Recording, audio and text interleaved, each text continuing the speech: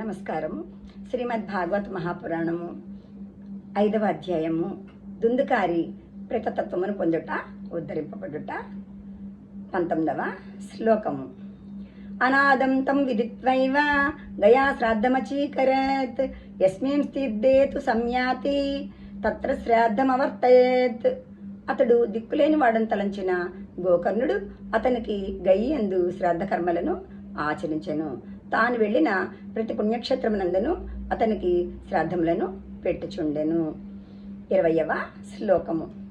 ఏవం బ్రహ్మన్ స గోకర్ణః స్వపురం సముపేయివాన్ రాత్రౌ గృహాం గణే స్వప్తుం ఆగతో రక్షితపరైః.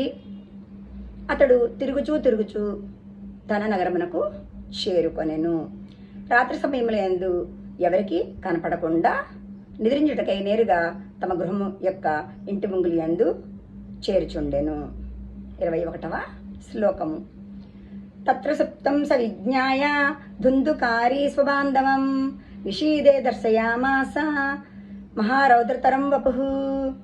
అక్కడ తన సోదరుడు నిద్రించుటను గమనించిన దుందుకారి ఒక అర్ధరాత్రి సమయమందు అతనికి తన వికృత రూపమును చూపించెను. ధన్యవాదములు.